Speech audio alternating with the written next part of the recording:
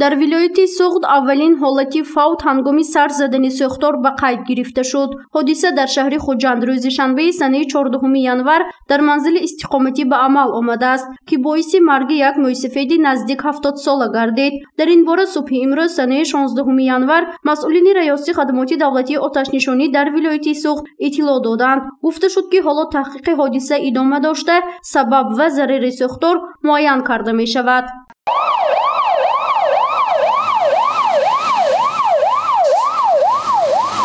масъулини раёсати хадамоти давлатии оташнишонӣ дар вилояти Суғд аз он нигаронӣ мекунанд, ки давоми 5 рӯзи сард шудани вазъи ҳаво ҳодисаҳои нохуши сӯхтор дар ҳудуди вилоят зиёд гардид. иттилоъ дода шуд, ки танҳо давоми як ҳафтаи гузашта беш аз 15 адад ҳодисаи нохуши сӯхтор ба қайд гирифта шуд, ки аксарияти он дар манзили истиқоматии сокинон рух додааст.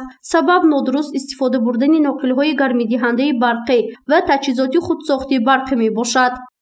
сабабҳои асосии сӯхтор ин ҳангоми васл ва истифодабари ноқилҳои барқӣ, нодуруст истифодабари таҷҳизотҳои барқӣ, гармидиҳӣ ва маишӣ мебошад, ки аз тарафи шаҳрвандон ҳангоми гарм намудани хонаҳои истиқоматии худашон ва ҳангоми пухтупазии хӯрок аз асбобҳои барқии худсохт ё баландшиддат истифода бурданд, ки дар натиҷа ҳодисаҳои сӯхтор ба амал омад.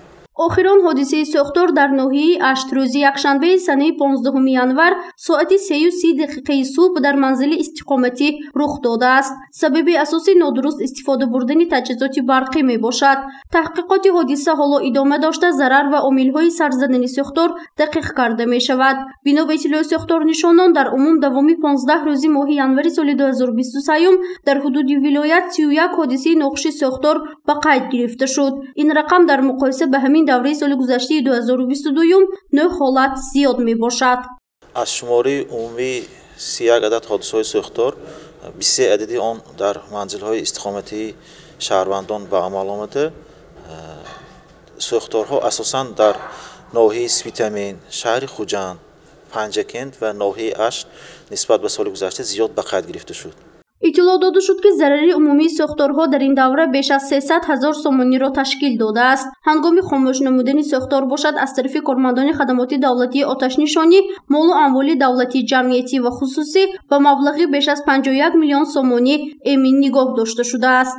ҳангоми истифодабарии таҷҳизотҳои барқӣ, маишӣ ва гармидиҳӣ аз таҷҳизотҳои барқи стандартӣ истифода бурда, стандартӣ ва каммасраф истифода баранд ва ба қоидаҳои назорати давлати бехатари аз сӯхтор ҳатман риоя намоянд.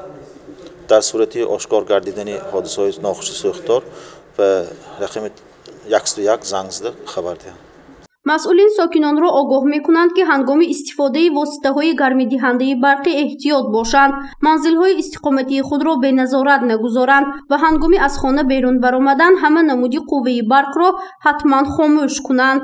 гузориши Фарзона Шамсиева, Наимҷон Аюбов барои барномаи Тилотии Хабар.